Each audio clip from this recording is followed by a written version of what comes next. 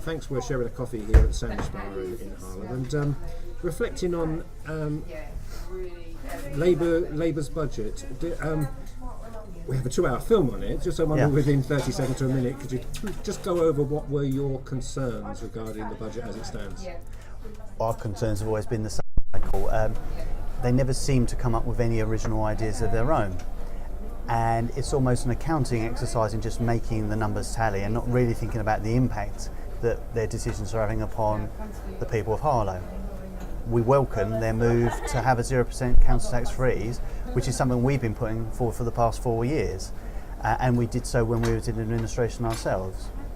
However, they've not looked at any of the other opportunities available to them in terms of improving people's lives. For example, we put forward proposals on council house building. They completely poo-pooed the idea. No doubt next year we will see some of our ideas coming into their budget.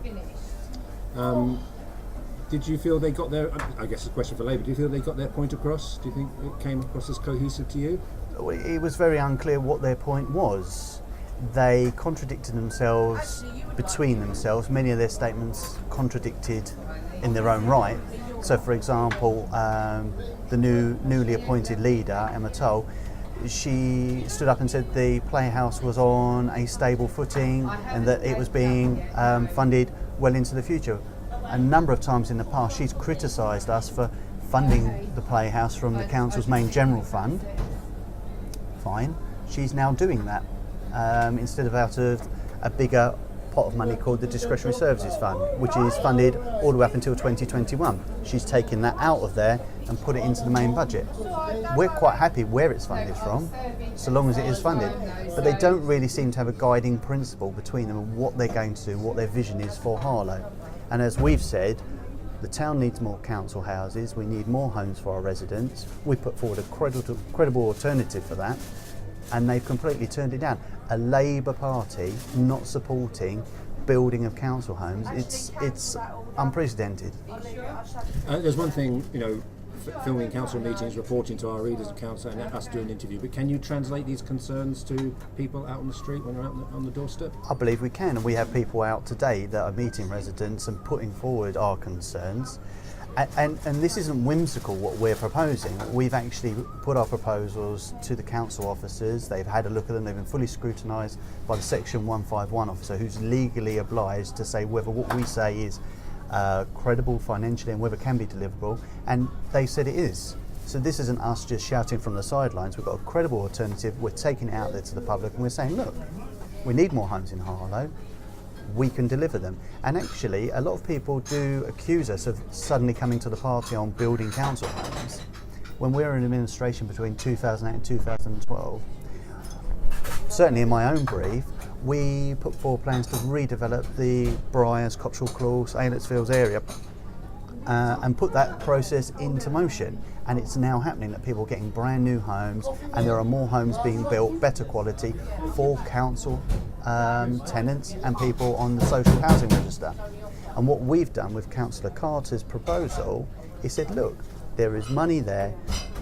Using HTS, we can build houses and it will provide an income stream for the council, which will help us go forward and build even more in the future. Labour have said, we're not interested, we're not going to go with that.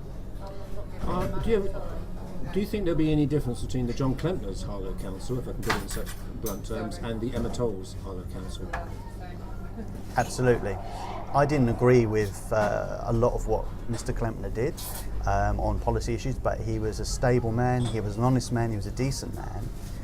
And the types of politics we're seeing going on within the local Labour Party at the moment, it's unbelievable. They're all vying for position, and in so doing, they haven't got a cohesive message. They are a divided party. We've got a local development plan, which the public are not going to be consulted on.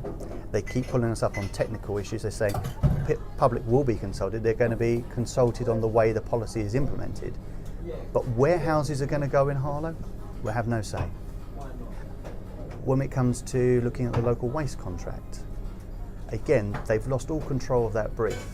So now we're in a situation where we are looking at the tender for the local waste contract. It needed to be signed and delivered by December. It's completely fallen apart.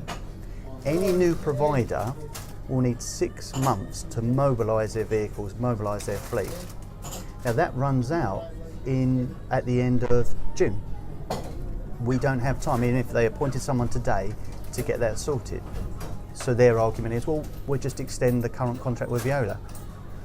Well, how are we going to control the spend? We're hostages to what Veolia are going to place upon us. That could cost the council untold thousands, and the people of Harlow are going to be the ones that pick up the tab for that. I often get the impression that one of your most effective ways of being a check upon the executive is those cabinet meetings, which to explain to people that's not common across the country, where the opposition get to scrutinise in that way as a cabinet meetings. Do you hope those cabinet meetings continue in that shape and form? I hope they do, and that may be one of the differences that we see between Mr Klempner's administration and what we've got at the moment. Mr Klempner was very open. He would allow the administration to ask questions. Yes, he was frustrated by our questions, but he enabled us to ask, and he would try and answer them. We've seen recently that the new style administration, they're very dismissive of questions and they try to shut them down straight away. I don't know if that's because they don't believe in open democracy or whether they're unable to answer the questions, but only time will tell. And time will tell, again, it's all about the readers, it's all about the constituents and the voters. I mean, you've got May the 3rd coming up. I mean, do you think all these issues, etc., can you translate what we're talking into votes? I certainly think we can. The one thing that we've always tried to do as an opposition, and when we were in administration, was improve the situation that people find themselves in Harlow. So if it was on council tax, we try and freeze it because we recognised that the cost of living was rising. If it was to do with the environment and jobs, we put forward proposals which were accepted, and we got enterprise zone status, so creating 5,000 jobs for the people of Harlow. We put bids in for new arterial roads. We got major new arterial roads coming into the town. If it was on housing, we were looking at redeveloping housing in the town, and we delivered on that. We restructured the finances of the council so that we could go out and borrow money to build more council homes. We're now seeing the benefit of that, and Labour are taking that on and using our strategies to build very small numbers, but they are starting to build housing. So we've always tried to look at the housing people have, the environment they live in, the money they pay for their services, and the discretionary services, because they are what bind us all together and make for a lovely place to live.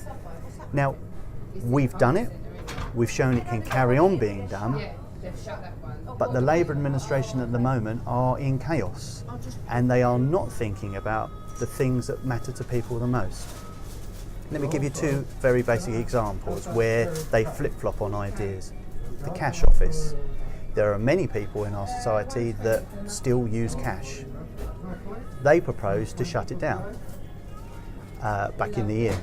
We campaigned vehemently against that because we didn't think they consulted widely enough. There were many people that are going to be left in a pickle and in debt.